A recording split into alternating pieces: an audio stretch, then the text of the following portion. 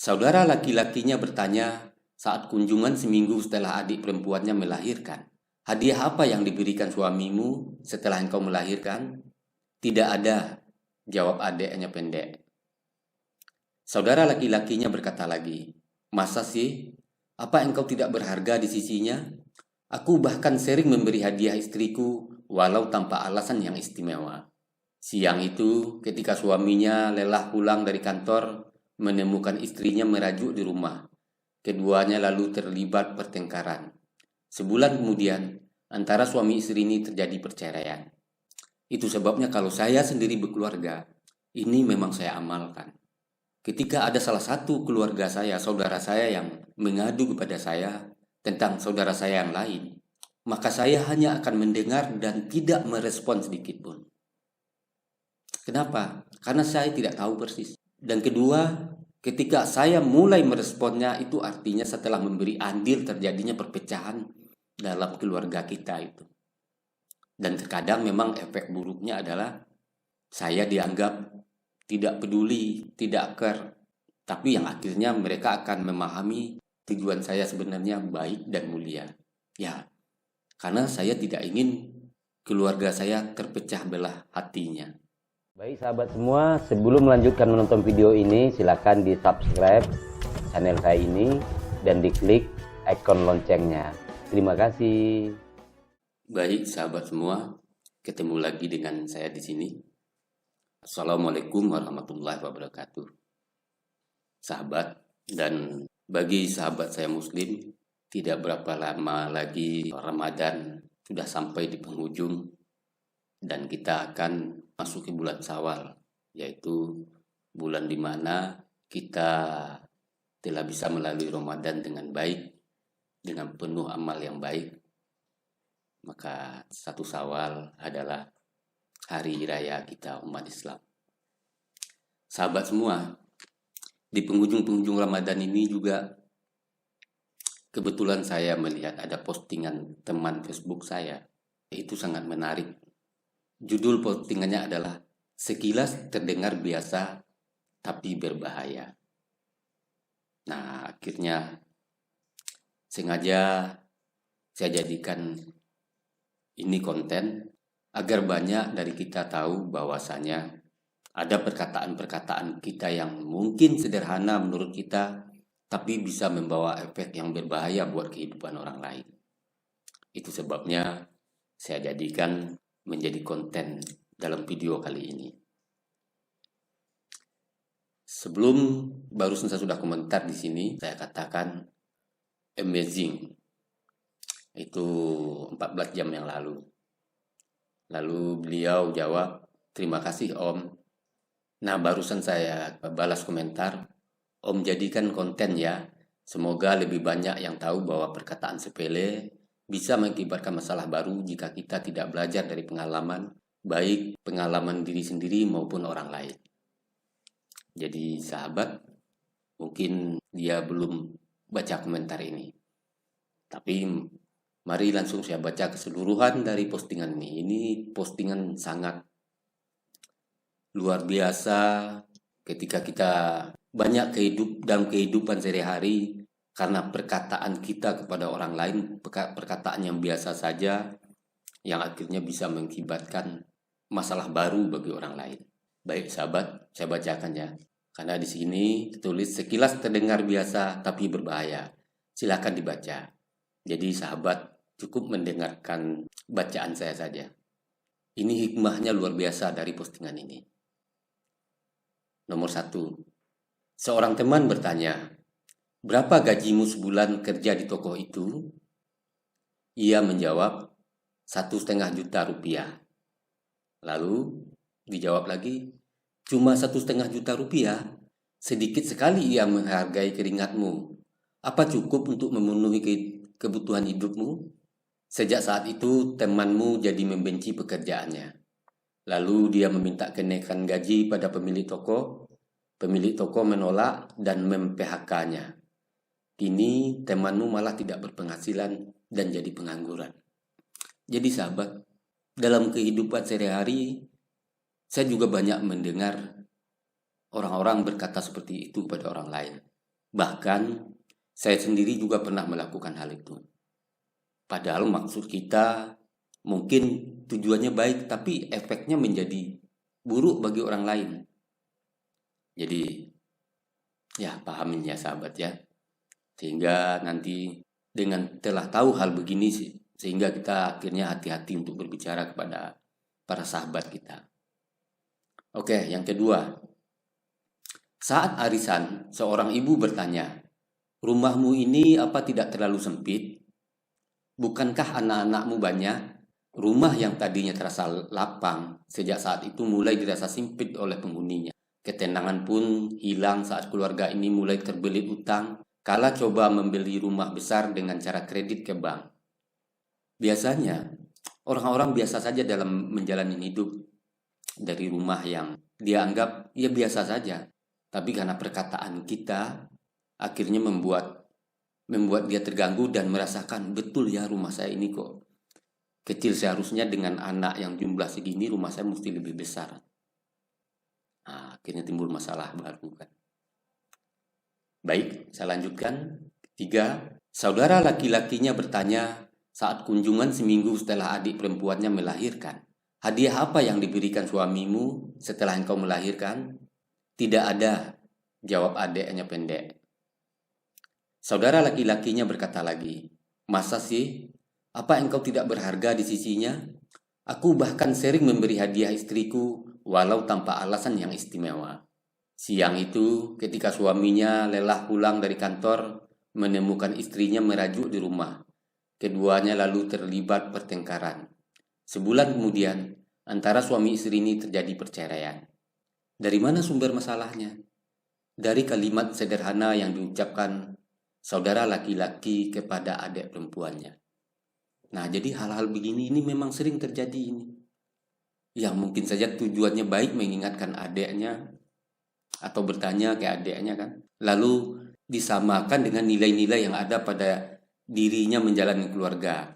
Yang sementara adiknya tidak merasakan hal seperti itu. Timbul masalah baru. Terkadang toksin itu rata-rata perpecahan rumah tangga, keluar dari pekerjaan, pertengkaran antara sanak saudara, itu memang biasanya banyak terjadi dari hal luar, dari orang luar dari diri kita.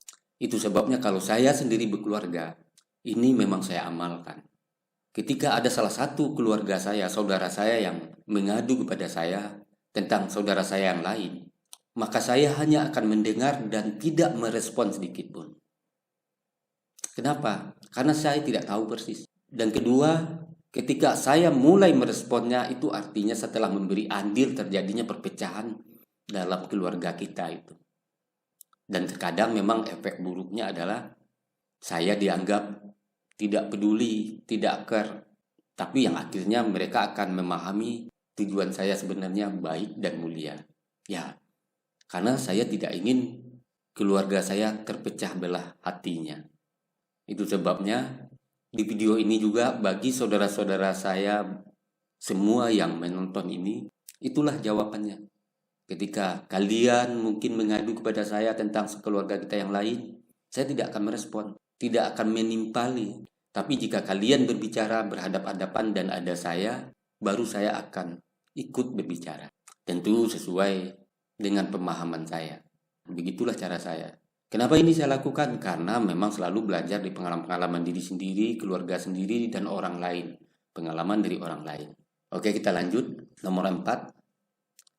Seseorang bertanya pada kakek tua itu, "Berapa kali anakmu mengunjungimu dalam sebulan?"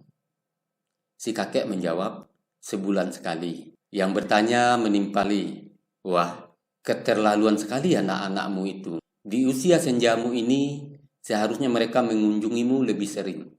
Hati si kakek menjadi sempit, padahal tadinya ia amat rela terhadap anak-anaknya. Ia jadi sering menangis dan hal ini memperburuk kesehatan serta kondisi fisiknya. Nah, jadi sahabat, kejadian seperti si kakek ini sebelumnya ya dianggap hal yang biasa saja, ridho dan rela saja, misal anak dan cucunya melihat dia sekali sebulan. Tapi ketika ada orang bertanya dengan pertanyaan seperti ini, akhirnya jadi kepikiran sama dia. Iya juga ya. Atau artinya barangkali saja memang keluarga-keluarga lain atau anak-anak lain dia rutin mengunjungi ayahnya, sehingga akhirnya membuat dadanya sempit, perasaannya tertekan, dan akhirnya sering sedih dan menangis. Tentu kesehatannya jadi memburuk. Nah, padahal kata-kata yang disampaikan oleh orang ini sangat sederhana dan juga benar. Benar dalam ukuran keluarga dia. Misal dia punya anak, anaknya mungkin sekali seminggu mengunjunginya. Jadi keadaan diri kita tidak boleh samakan dengan keadaan diri orang lain. Dan jangan kita beri nilai yang sama. Karena setiap kita itu kehidupannya berbeda, cara hidupnya berbeda, dan pola kehidupannya berbeda. Jadi demikian ya sahabat. Kita lanjut. Nomor 5. Ada lagi hal lainnya tentang seorang anak wanita muda dan orang sekelilingnya yang mulai memainkan sedikit perasaan kecil. Nah, ini bahaya ini. Ini yang paling banyak terjadi, yang akhirnya suatu rumah tangga terjadi pertengkaran. Saya ulangi, ada lagi hal lainnya tentang seorang anak wanita muda dan orang sekelilingnya yang mulai memainkan sedikit peranan kecil. Bagaimana suamimu kepadamu? Apakah dia bekerja keras untukmu? Kau harus mampu menundukkannya. Jangan bodoh. Engkau harus mampu untuk mengendalikannya. Semua ada di tanganmu. Nah, ini paling banyak kejadian seperti ini nih. Bahkan seorang orang tua pun, ada orang tua pun yang berbicara begitu pada anaknya. Ya, agar menantunya begini-gini jadi diatur-atur. Ini adalah toksin yang paling berbahaya. Akhirnya hati wanita ini makin kacau. Pikirannya mulai bebal. Naluri seorang wanita yang dimilikinya makin berubah menjadi predator.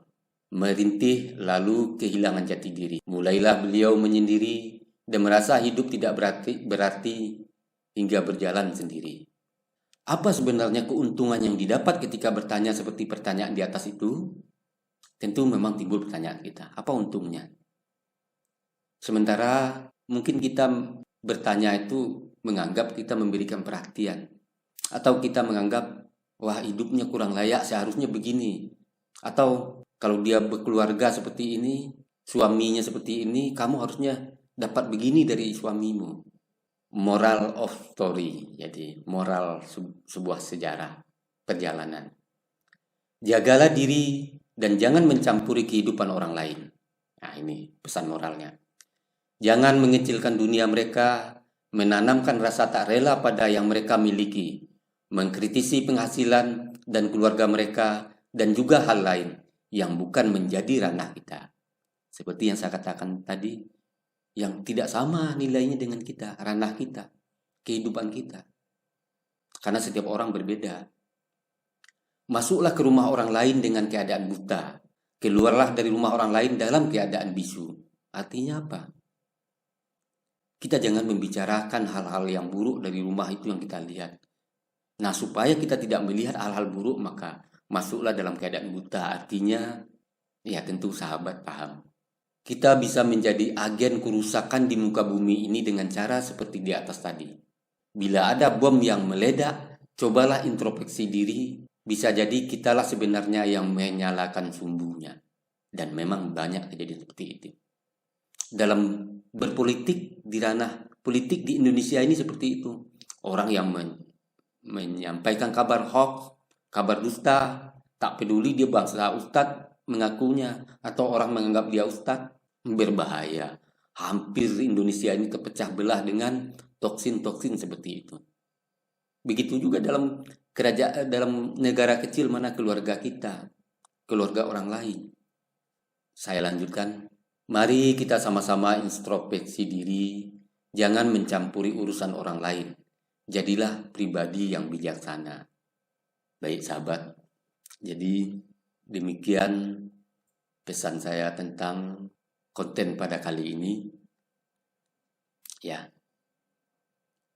agar kita semua sahabat, saya dan kita semua bisa menangkap nilai-nilai kebaikan dari apa yang saya bacakan tadi. Dan semoga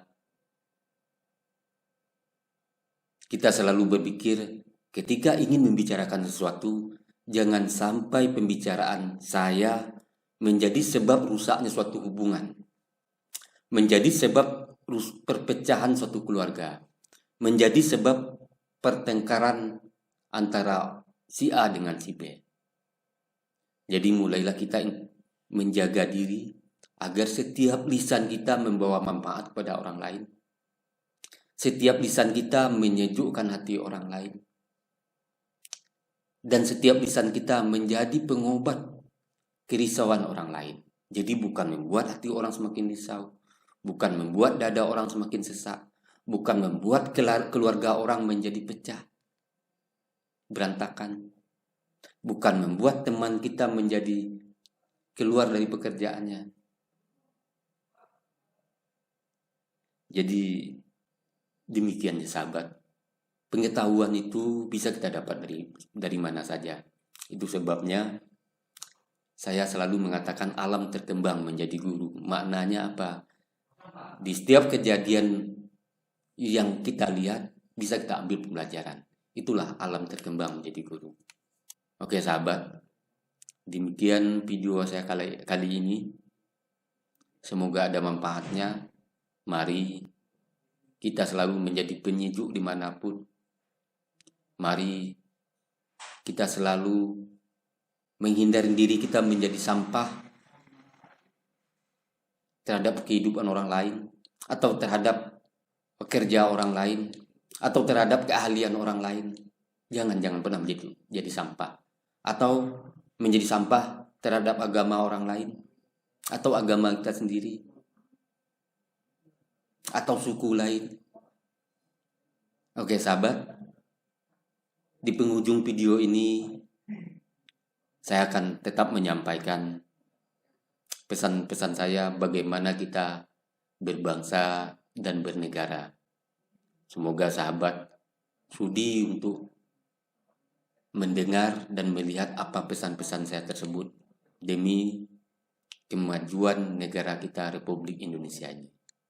Baik sahabat semua, terima kasih. Salam hormat. Assalamualaikum warahmatullahi wabarakatuh. Sahabat sebangsa, setanah air, kita dianugerahi oleh Tuhan dan sudah menjadi hukum Allah. Kita hidup dalam perbedaan, berbeda suku, berbeda agama, berbeda etnis, berbeda bahasa daerah, berbeda budaya, berbeda adat, berbeda tradisi. Inilah yang namanya Indonesia, Negara Kesatuan Republik Indonesia. Jangan sampai karena perbedaan agama, suku, bahasa daerah, tradisi menyebabkan kita menjadi kelihatan tidak satu, tidak bersatu. Sahabat, musuh nyata negara kita adalah kabar dusta, koruptor. Mari kita jaga NKRI ini, karena pendahulu kita sudah sepakat bahwa kita Bhinneka Tunggal Ika, berbeda-beda tetap bersatu. Mari kita bersatu membangun Republik Indonesia ini yang akan hidup untuk selamanya. Merdeka, bersyukur atas negara yang besar ini, bersyukur atas keberagamannya, dan kita disatukan oleh Pancasila. Sukses buat sahabat semua, dan sukses selalu buat negara kita. Amin.